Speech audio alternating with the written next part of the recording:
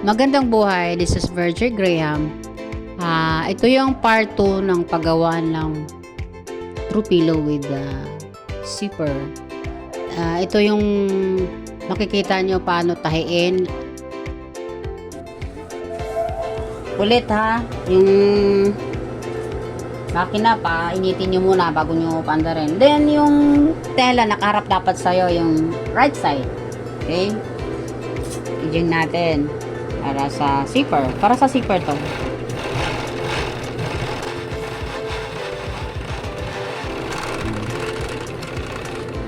Same thing here. No? Check muna natin kung tama ba to. 17 and 1. Mamaya, ano pala? 17 lang pala. Okay. So, ito yung tama.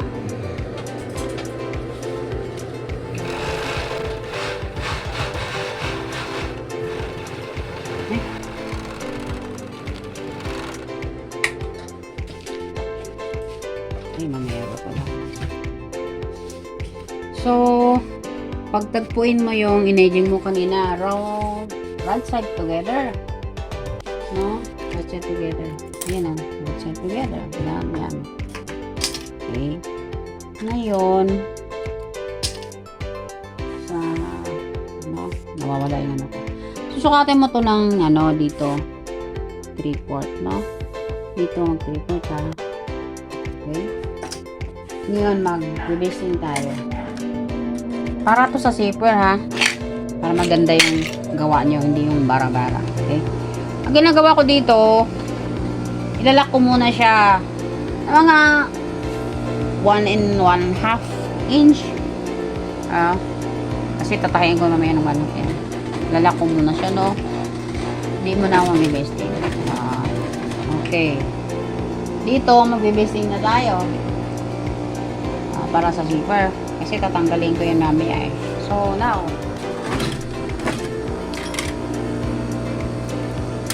Okay.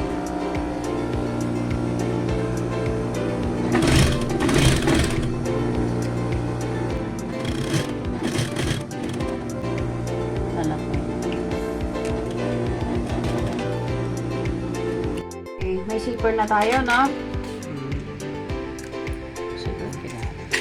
Ilalagay ko pabaliktad dyan. Open this one.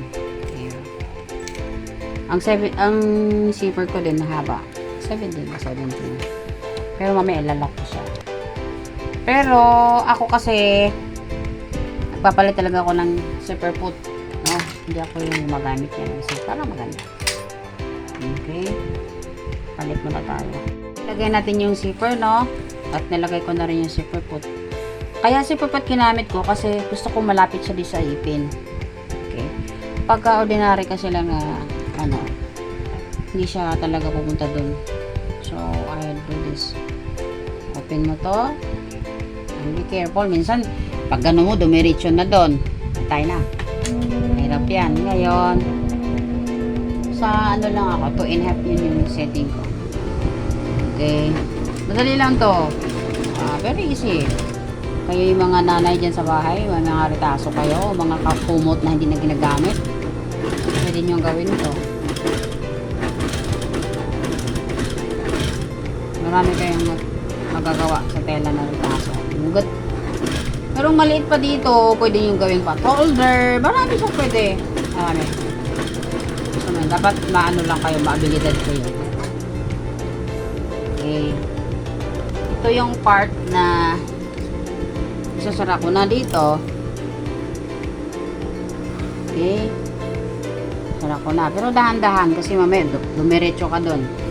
Ngayon, i-open ko to. Okay. Open ko to. Sa umpisa mahirap. Pero as you go along, dali na. Okay. I-aba natin mo ganon. Kasi pag ganon mo lang, tabingi yan. So, i-ano mo rin siya. Katak-katakin mo siya. Ito ko sa'yo mamaya, no? Dahan-dahan tayo kasi nandyan yung ano eh. So, mamaya pwede tayo magbilis.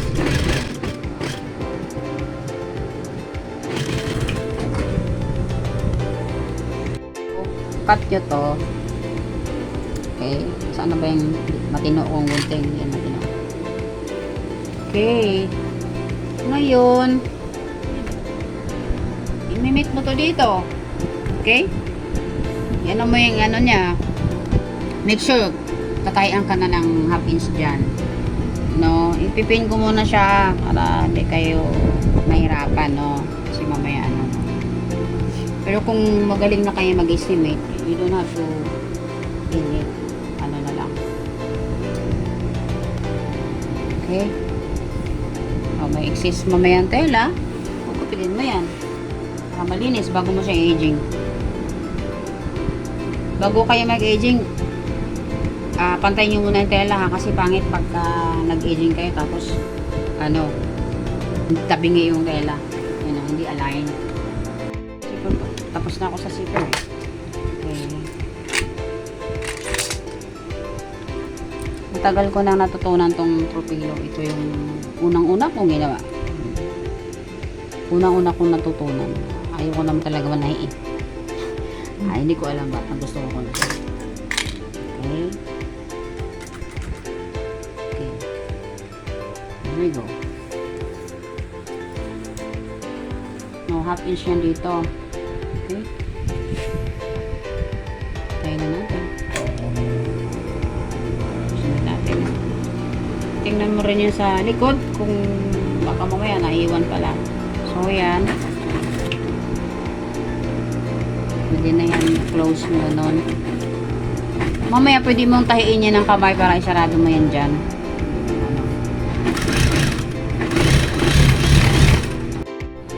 Ayan, natapos mo na yung tahi ng 3 sides. Mamaya edging natin. Pero, buksan muna natin yung anong outcome, no? Buksan natin yung binasing natin kanina. Para makita nyo yung anong itsura ng sa labas. Okay. Okay, no? Kanina, tinanggal natin yung bising dito, no? So, balik ka rin. Mamaya edging natin yan. Okay. Tingnan natin, diba? So, ganun mo lang yan. Okay. And here. This is 16 by 16, ha?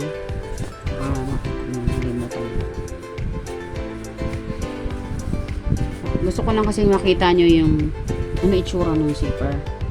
Diba nakita nyo? Walang kulubot. You see? Walang kulubot. Kasi binisting mo siya eh. Pero pag kinaptits mo lang, kadalasan, kumukulubot. So, natatagal lang kayo. So, ito yung technique. Yung basting. See? Nakita ba zipper? Hindi. Then, you can hide this also. Here. Pwede mo itago yan. Okay? O, hindi mo kailangan bumili ng invisible zipper para magkaroon ng invisible ka ng zipper, no? So, nakatago yan siya dyan. See? O, buksan natin, no? Kasi mamaya i-aging natin. Pero, kung wala kayong aging, nagbalinsyana na lang kayo. So, iba ang nun, mas matrabaho yun. O, aging natin to. Pero dahan-dahan pag aging kapag may zipper, no? Dahan-dahan lang pagdating doon kasi ang tendency niya baka mabali yung yung blade. So, marunong din kayo mag-timing, no? Huwag yung banat ang banat. Okay.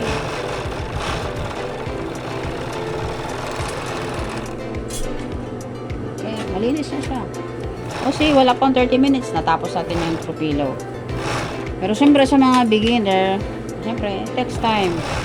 Doon din naman ako nag-umpisa eh. Ang tagal ko bago tinapos yung torpedo. Zipper muna ako talaga. Unang practice nyo, zipper muna. Madali lang naman kasi magtahi.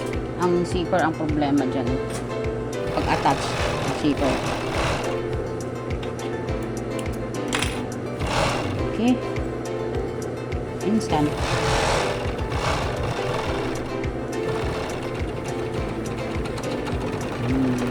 Diba ang linis? Yung palaman kami din gawa. Okay? All in na kami. Lahat na ginagawa na. Okay, that's it. Yun lang, paggawa ng torpedo case. Please like and share and subscribe. Yun lang. Thank you.